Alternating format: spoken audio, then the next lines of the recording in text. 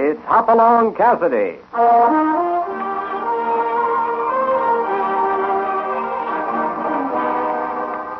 With action and suspense out of the Old West comes the most famous hero of them all, Hopalong Cassidy, starring William Boyd.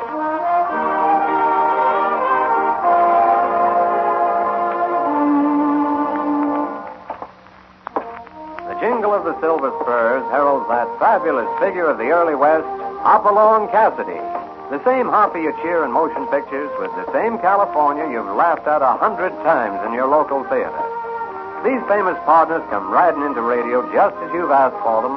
William Boyd as Hopalong Cassidy and Andy Clyde as California. Our story tonight, the Coltsville Terror.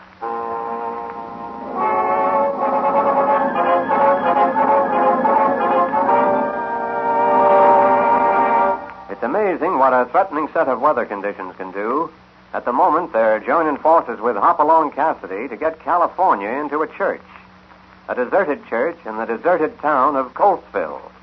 Black clouds are piling up overhead, and the church stands silent and foreboding like the rest of the town.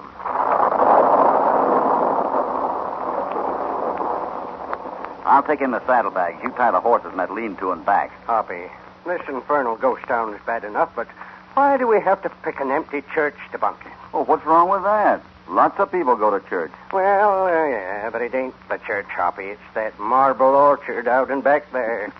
You know how I feel about them things. They get under my scalp and tickle my brain. Just calm your goose pimples, California. No one out in the graveyard's going to hurt you. It's 10 miles back to Fenwell. If we don't get out from under those big black clouds, we're going to have to paddle our way home to the Bar 20. But this concern, Coltsville, not a soul around. All them empty buildings and... You know what I think? I'd be interested to hear. I think you're just afraid to be alone with your conscience. Now, why don't you forget the ghost and take care of the horses while I... Wait a minute. Listen. You're sure this here church ain't occupied, Hoppy? I don't know. Let's take a look. Sounds like it's coming from that room over there. Yeah.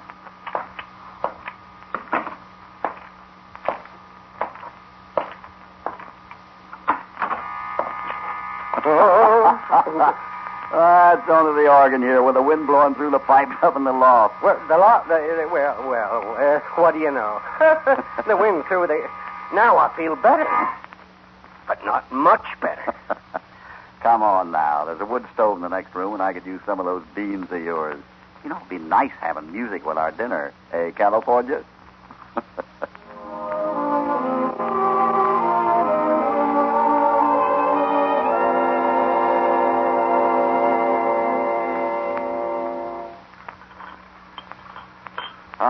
These beans. What a waste of talent, California. You know, you'd make some woman a wonderful wife. Gosh, you really think so, Hoppy? Wife? That's a good one. What's the matter? I'm either losing my mind or I'm hearing that organ play tune. Well, most organs do play tune. Doggone, stop being so calm, Hoppy. I didn't want to come into this here spooky church in the first place. Oh, would you rather be out in that downpour? Darn tootin' I would. I didn't like it when we first come into this church with the organ howling away and you were telling me it was the wind and now it started playing a tune. Well, what do you got to say? Oh, me? Oh, I'd say Coltsville has very remarkable wind. And as much as I regret leaving these beans, I guess we better investigate. Come along, California.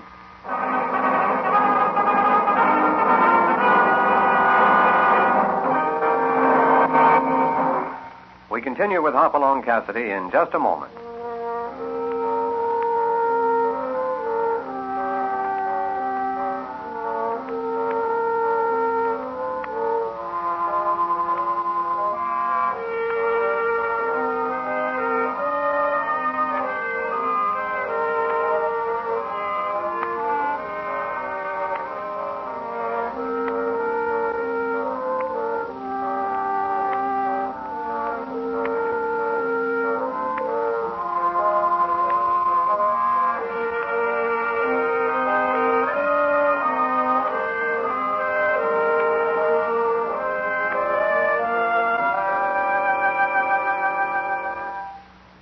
back to Hopalong Cassidy and the Coltsville Terror.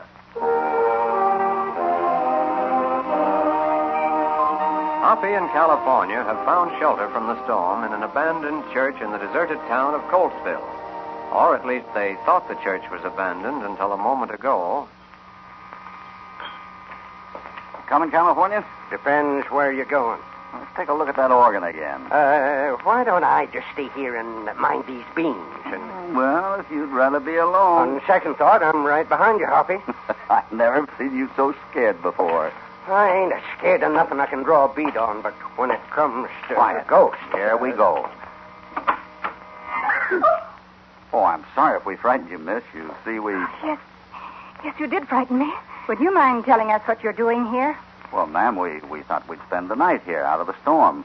I'm Hopalong Cassidy, and this is California Carlson. We figured the church was deserted like the rest of the town, And, as you see, it isn't. So if you don't Just mind... a minute, Mother. This was your father's church, Susan. I see no reason why it should be used as a hotel I by... said just a minute, Mother. It happens to be my church now. Father used to think of it as a place of shelter. As far as I'm concerned, it still is. If you care to spend the night here, Mr. Cassidy, you're perfectly welcome. thank you very much. I'm Susan Crowell, and this is my mother. How do you do, Miss Crowell? Howdy. Mother and I come down here evenings to play the organ. There's very little else to do around here. I see. You say this was your father's church? Yes. He's out in the graveyard now, Mr. Cassidy. Oh, I'm sorry. My mother and I and Deacon Black are the only ones left in Coltsville now. Deacon Black? Well, Mr. Black isn't a real deacon. We just call him that because he's a fine man who helped Father build the church. He's been very faithful to us since Father was killed last spring. Well, it seems to me that's about the time people began leaving Coltsville. We'd prefer not to discuss that now, Mr. Cassidy. I'm sorry. Still, I can't help but be a little curious as to what would make 100 people suddenly pick up and leave town.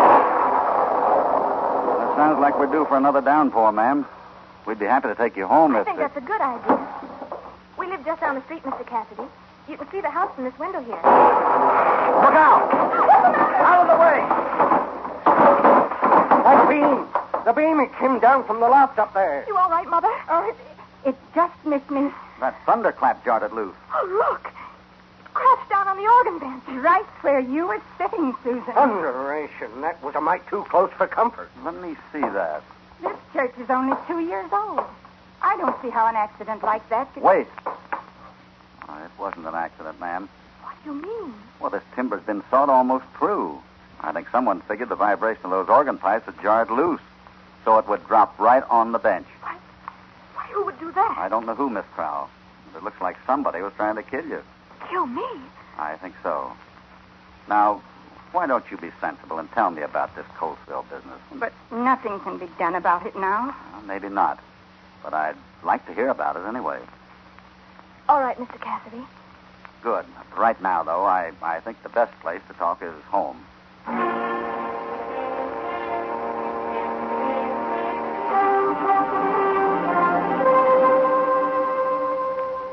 Now, you say your father built the church, Miss Crowell? Yes, with his own money. The land was donated by the community.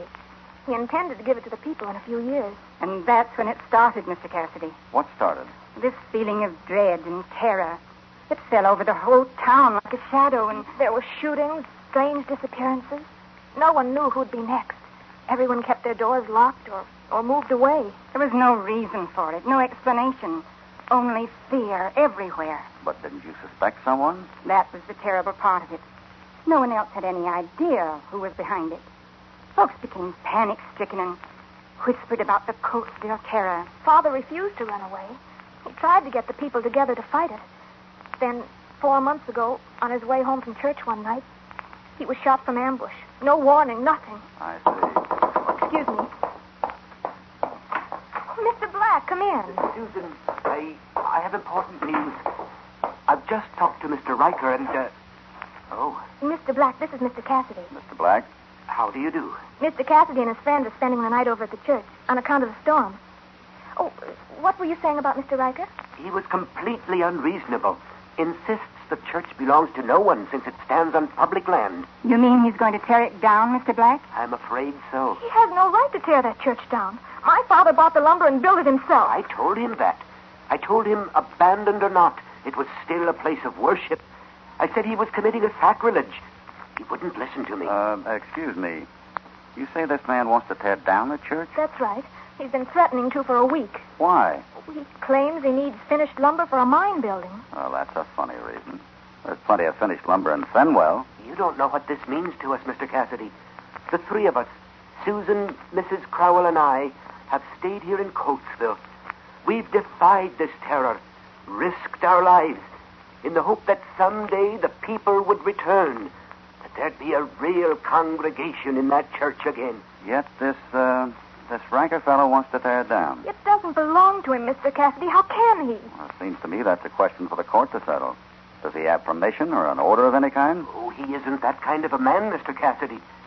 He told me he'd be at the church tomorrow morning with 10 of his men, ready to start. I couldn't reason with him at all. Maybe you didn't talk the right language, Mr. Black. California and I'll be on hand when Mr. Riker pulls up in the morning. But don't you ladies worry. We'll do our best to make him understand.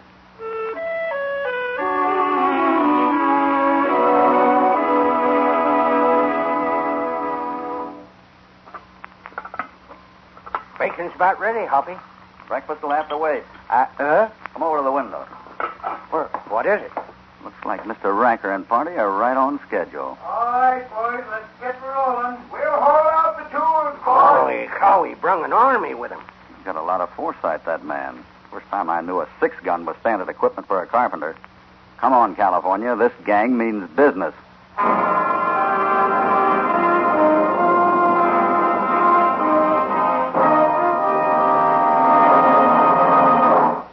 We'll rejoin Hopalong Cassidy in just a moment. But first, a word from your announcer.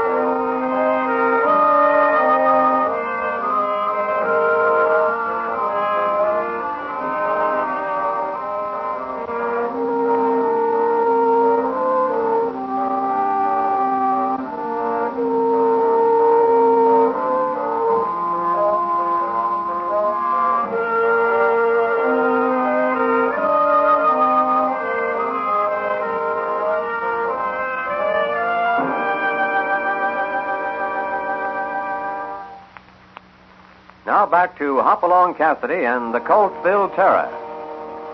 A violent and evil force has driven away the inhabitants of this little town, and now a gang of thugs from a neighboring town have come to tear down the abandoned church.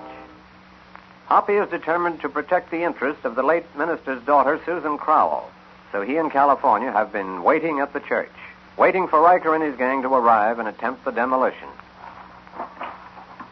Hoppy, are we going right up to him? There's a lot of them and only 2 of us. Hey, you 2 men can start tearing down the steeple. You must be getting old if 10 men can frighten you. Oh, now, Hoppy, don't go. Howdy there.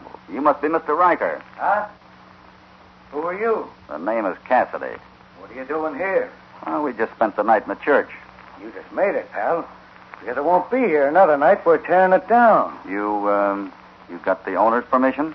I got all the permission I need, mister. This here church stands on public land. It's abandoned. And in my law book, that means she belongs to the man who can best use her. You know, I don't see it that way at all. Oh, you don't? Take it easy, boys. I'll handle this. This Budinsky. If you don't mind, Mr. Riker, keep your hands off on your hips while Hoppy explains. I don't think I need to explain. Mr. Riker knows as well as I do that he has to have a court order to demolish a building. Excuse me, please. Excuse me.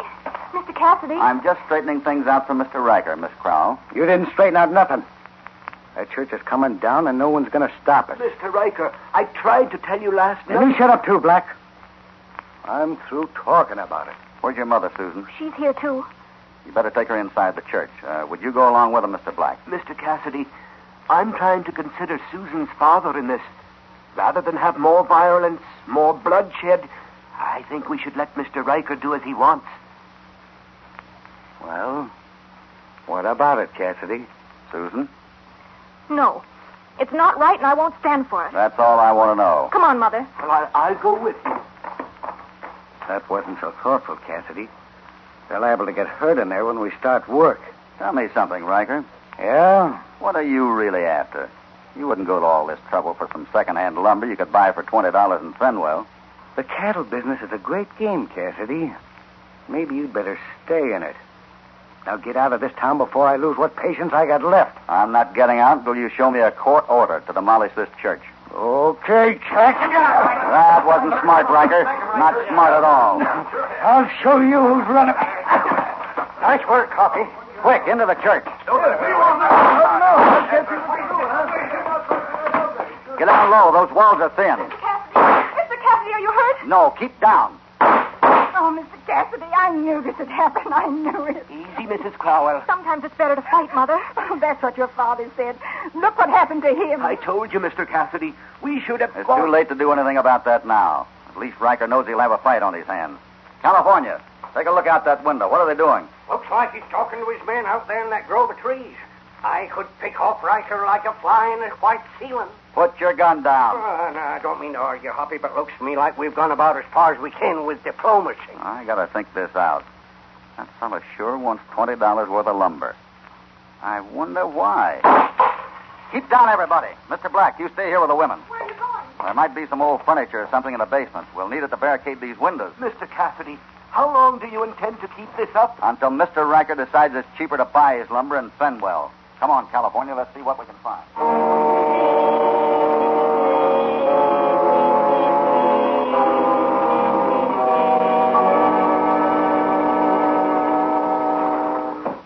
Now, that bench ought to do for the front window. I got it. Now, this thing looks like a bureau. May need some help getting it up the stairs. What's the matter? You smell something funny? I got this bench under my nose. Well, put it down. Yeah. Now. Nope. Don't smell nothing. Well, I sure do. I wonder. Could you wonder just as well after we get the stuff upstairs? I mean, before Riker shoots out all the windows? Wait a minute. I think I know why Riker wants this lumber. Yeah. Huh? Wonder if I could get through to Fenwell. They'd have the records there in the courthouse. Come here, let's take a look out the window. Why, what's heating you now, Hoppy? I can hardly see through this thing. The glass is all... There. I might have known it. They run off our horses, and I'll have to steal one. Oh, would you mind telling me what you're talking about, Hoppy? You're going to have to hold the fort alone, California. Give me 5 minutes. Then let go with both the Colt and the Winchester from the south side of the building. Never mind aiming. Just get their attention. What'll you be doing? Stealing one of their horses. I got a date with a man in Fenwell.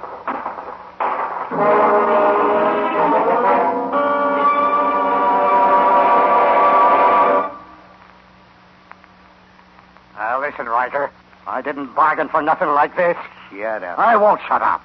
We'll never get away with this strong-arm stuff, and you know it. They got the law in Fenwell. You heard what the boss said, didn't you? That church comes down by nightfall or else. Yeah, but And it don't make any difference to the boss where the law is. Once that church is down, the crowds are licked. Now, look, Jerry. You're in for your percentage, same as the rest of us. If you got a beef, why don't you take it right to the boss? Well, I ain't gonna walk up to him And neither am I. I'll get around to the south side with the rest of the boys. If Cassidy wants to shoot it out, it's okay with me. That won't be good enough, Riker. Huh? Oh, boss, Shut up. That'll break your lousy neck. I'm doing the best I Well, can. it's not good enough. You had Cassidy right under your nose this morning. 10 men behind you. Why'd you let him get inside that church? I couldn't shoot him down. Well, you're gonna have to do it now. Huh? I've got a hunch he's gonna try and break through. Get over to Fenwell. Well, if that's all you're worried about, boss, It's enough, isn't it? you ain't got a chance. We got the horses. Riker! What's the matter, Jerry? Cassidy! He What about Cassidy? just saw him right away. Grabbed one of our horses. You see what I mean, Riker? Get the boys, Jerry. Mount up and follow 'em. But he run off all our horses. They're spread clean out over the countryside. Don't stand there, Riker. Get the boys together. I don't care how you do it, but you've got to stop Cassidy before he gets to Fenwell.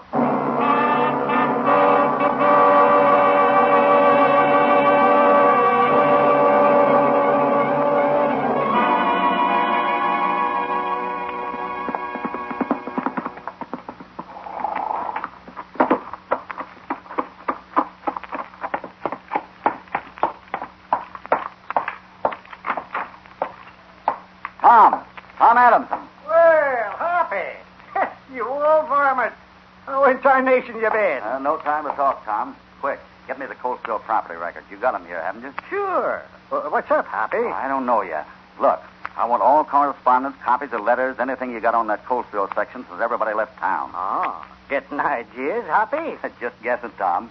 But you might check with the sheriff and see if he can round up a posse in a hurry. If I'm right, we're going to need it.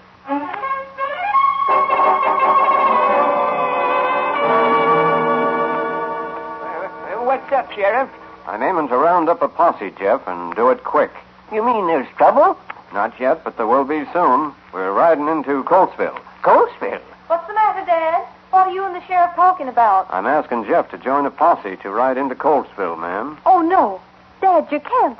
You know what always happens. But somebody's got to do it, Mary. You're all I got left, Dad. They even got my husband, Sheriff. You can't take Dad. But if we could clean this awful mess up, we could move back to Coltsville. Wouldn't you like that, honey? There ain't nobody ever going to clean that up. It's evil and terrible. There's one man that can do it, ma'am. Hopalong Cassidy. Cassidy? He's here? He's on his way into Coltsville now, alone. That's why I want to round up this here posse quick.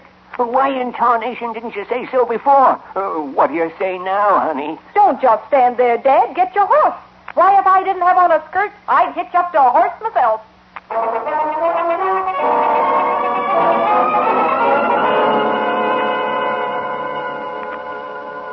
Oh, I can't tell you I can't stand any more of this, Susan. We've got to hold out, Mother. I've done all I can do, Susan. I risked my life by going outside to see Mr. Riker.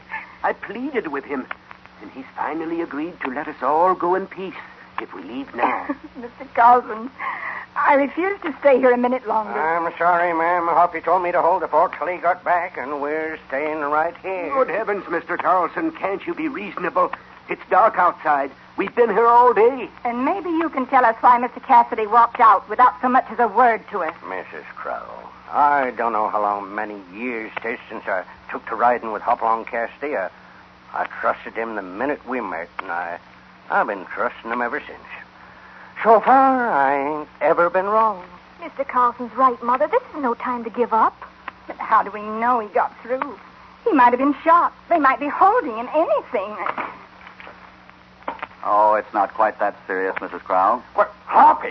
Where have you been? Over in Fenwell, trying to find out what made Mr. Riker so anxious about getting this lumber. It's an interesting question, Mrs. Crowell, and I found a very interesting answer.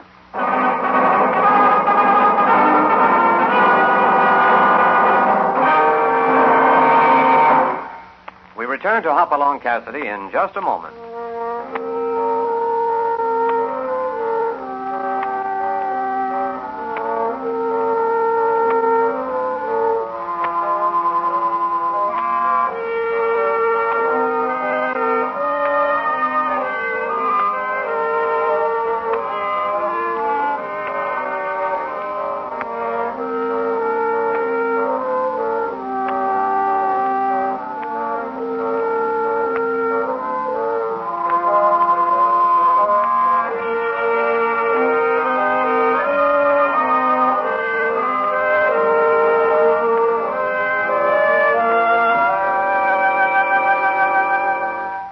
Now to conclude the story, the Coltsville Terror.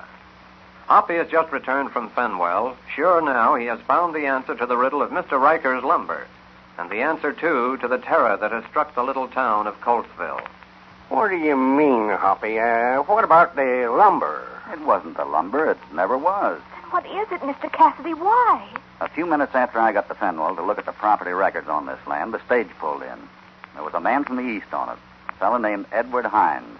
Anyone ever heard of him? No. Well, I had a talk with Mr. Hines. I found out that all the land in Coltsville, except for the 20 acres of church property here, had been bought up by one man. What? I thought the land was worthless. Well, this one fellow didn't. He planned to sell it to Mr. Hines for over $100,000, provided he could deliver the property on the dome itself. Dome? What's a dome, Hoppy? It's what the church sits right on top of, California. An oil dome. So rich that the oil is seeping into the basement. That's what I smelled this morning. Well, doggone it. And who's been buying up the property? Well, it's been bought in the names of a dozen men. Most of them in that bunch with Riker, working for a percentage. But there were private arrangements between them and the fellow they called the boss. And this man was responsible for what happened here? Of course he was. He's the kind of a man who will stop at nothing. Murder, robbery, terror. That's enough, Cassidy. Mr. Black. So it was. Never mind that now. Put out. Hoppy, you hurt? No, I'm all right. That second one did it, California. Oh, me. Well, I think Mr. Black's career is about over. Is he dead? Yes, Susan. The deacon. I can't believe it. Neither could I until I saw it in black and white. What about Riker? They got to Fenwell just in time to meet the posse. Well, looks like you got a job on your hands, Miss Susan. Convincing the folks who left town that Coltsville wants them back. Only this time to live in peace. I don't know how to thank you, Mr. Cassidy. Then just forget it. I like doing favors for people. Hoppy. What is it, California? As a special favor, us being partners and all. Yeah?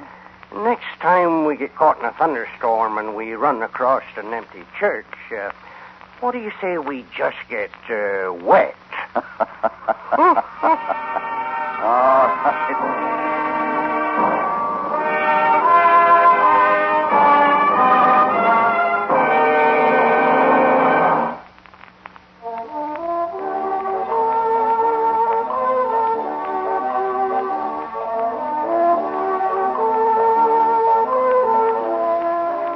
Things are going to be mighty different in Coltsville now, thanks to Hopalong Cassidy. He and California are heading back to the Bar 20 now, and they hope to get a spell of rest. But you can just bet that won't last for long. There'll be somebody in trouble, and then Hoppy'll go into action again. Hopalong Cassidy, starring William Boyd, is transcribed and produced in the West by Walter White, Jr. The Coltsville Terror was written by Harold Swanton.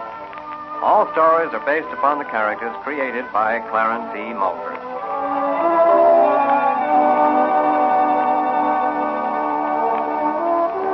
This is a Commodore production.